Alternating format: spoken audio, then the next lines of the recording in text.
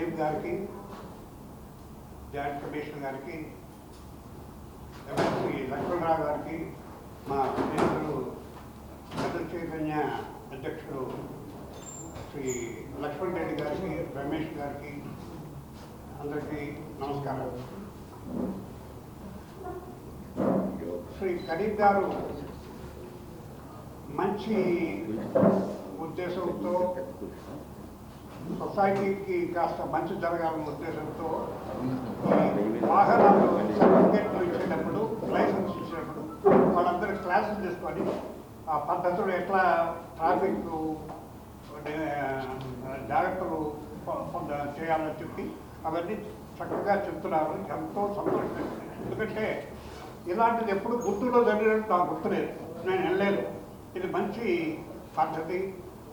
ఈ వాహన నడిపే వాళ్ళకి ఒక అవగాహన కల్పించడం అనేది చాలా మంచి విషయం. మామూలుగా ఈ గవర్నమెంట్ ఆఫీసర్స్ ఏదో వాళ్ళ జాబ్ వాళ్ళు చేసుకొని పోతూ ఉంటారు, కానీ ఇది వాళ్ళ జాబ్లో పార్టే, కానీ వాళ్ళు దాన్ని పట్టించుకోరు, దానికి ఇంపార్టెన్స్ ఇవ్వరు. ఏదో జరిగిపోతూ ఉంటుంది అని చెప్పి అనుకుంటారు. కానీ కరీం గారు చాలా మంచి ఆలోచనతో ఇది ప్రారంభించారు. ఇది అందువల్ల మేము అభినందించాలని అనే కోరికతో ఈ రోజున కలవడం జరిగింది. తర్వాత వాళ్ళు చూసిన తర్వాత వెంటనే ఎస్పీ గారు కూడా ఇవాళ స్టేట్మెంట్ ఇచ్చారు. మైనర్స్కి లైసెన్స్ ఇవ్వకూడదు, వాళ్ళు అలాంటి వాళ్ళని శిక్షించాలి, లేకపోతే తల్లిదండ్రుల్ని ఇచ్చేయాలి, అట్లా అన్న అది మనం అదుపులో పెట్టచ్చు అని చెప్పి ఇవాళ జిల్లా ఎస్పీ గారు చెప్పడం జరిగింది. ఇలా వీరు స్టార్ట్ చేసిన తర్వాత ఒక్కళ్ళు దాన్ని ముందరకు తీసుకెళ్తున్నారు. మొన్న నేను విన్నాను, రోడ్డు మీద వాహనదారుల లైసెన్సులన్నీ చెక్ చేయటం అవన్నీ చక్కగా చేస్తున్నారు.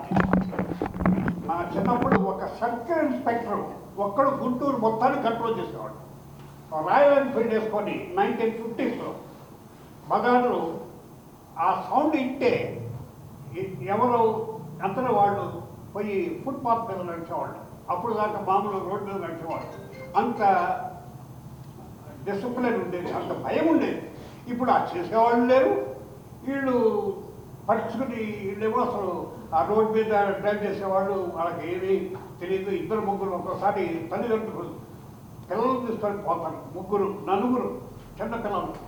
పాపం అలాంటి వాళ్ళకి ఏదైనా జరిగితే ఎంత దుర్మార్గం, ఎంత అన్యాయం. అలాంటివన్నీ దృష్టిలో పెట్టుకొని శ్రీ కరీం గారు ఇలాంటి మంచి పని చేసినందుకు నేను హృదయపూర్వకంగా అభినందిస్తున్నాను. ఇది మంచి సంప్రదాయం అయిందని, వీరి తర్వాత వచ్చేవాళ్ళు కూడా ఇలాంటి పద్ధతులనే జరుగుతారని చెప్పి నేను కోరుకుంటున్నాను. నాకు సమయించినందుకు లక్ష్మణ్ రెడ్డి గారికి వస్తాను.